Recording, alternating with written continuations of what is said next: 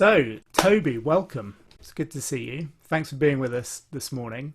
You're going to be speaking later this evening, and just have an opportunity now to hear a little bit about you. Can you just start by telling us what life looks like when you're not limited by lockdown?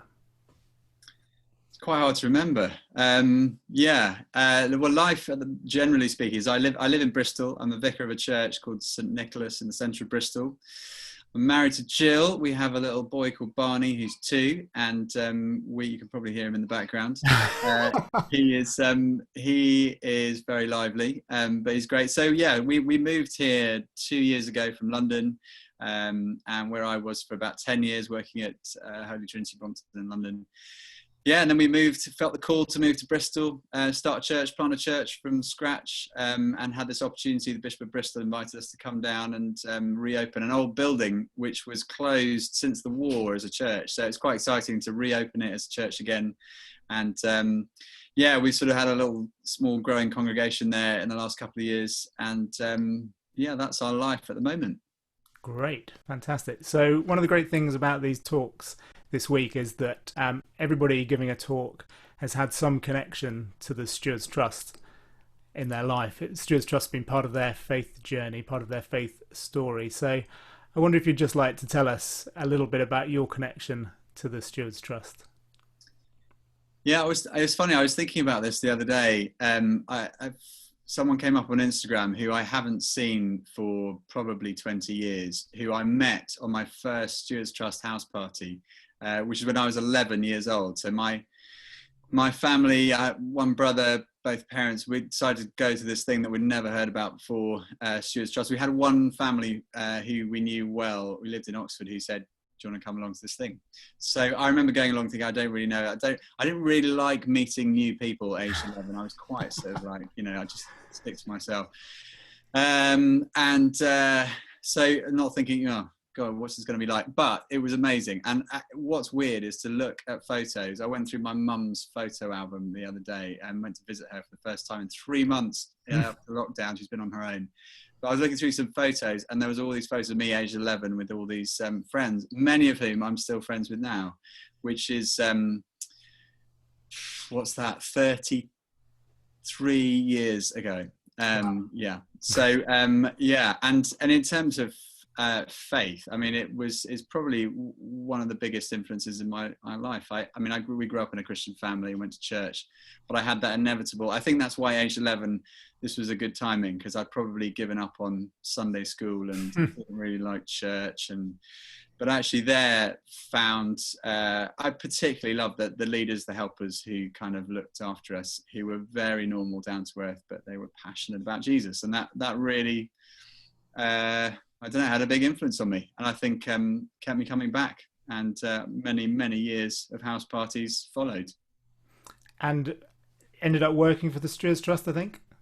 I did, yes. That was, yeah.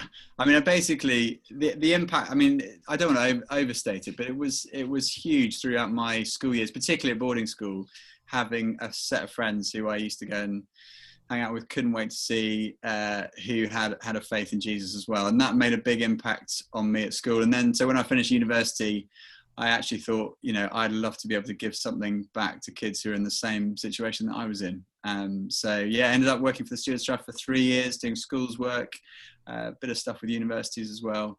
And that was a fantastic time. Good stuff. All right, bang up to date then.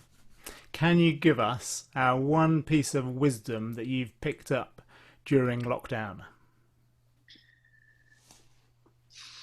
Wow. I mean, it's interesting, isn't it? COVID has definitely magnified everything, hasn't it? That's what it feels like. The things that were hard become harder. The things that are great are better. So we've enjoyed more family time, which has been great. But things that are tough, you're living on top of each other. Relationships can be strained, hard to get away from each other when you want to.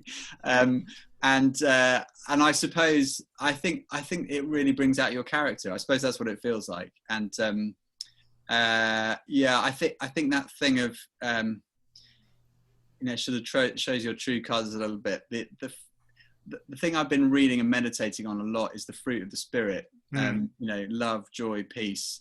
And I suppose comparing the life in the Spirit to life in the flesh, and I can definitely observe in myself quite a lot of living in the flesh during lockdown. But I suppose at the same time, it makes you think, well, what's really important? And,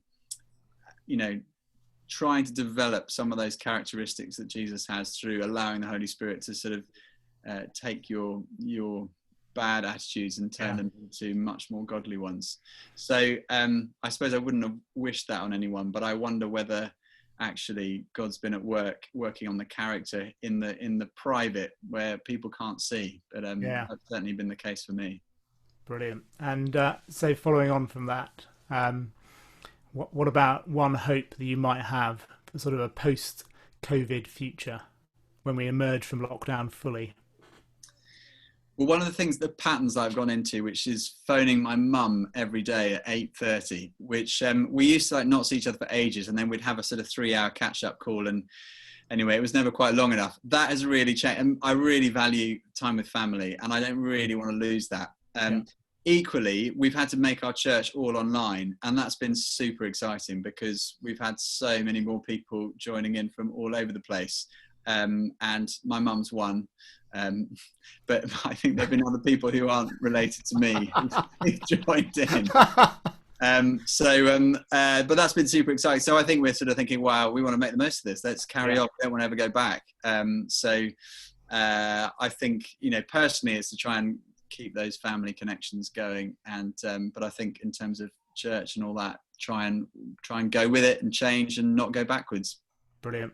Awesome. So my final question for you is just, could you say what you're going to be speaking about this evening for us on Houseparty at Home? Yeah. So, well, it's a great delight and privilege to be able to speak. And the thing that I'm talking about is suffering, actually. And my dad died a few years ago, and it was a really difficult time. And in fact, his illness before that was really, really tough. The hardest thing we've faced as a family.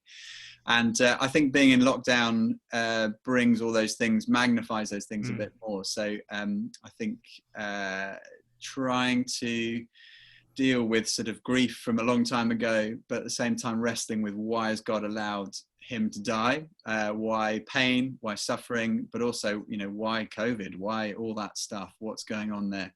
So it's really been a bit of a journey and a reflection for me on suffering. So that's what I'm going to be speaking about. Brilliant. Well, can't wait. Really looking forward to it. And just wanted to say a massive thank you to you for agreeing to be part of this. We're really looking forward to hearing what you've got to say later. Oh, it's an absolute pleasure, Jimmy. Thanks for your time. No worries. Okay. Cheers, Toby. Cheers. Take care. Bye now.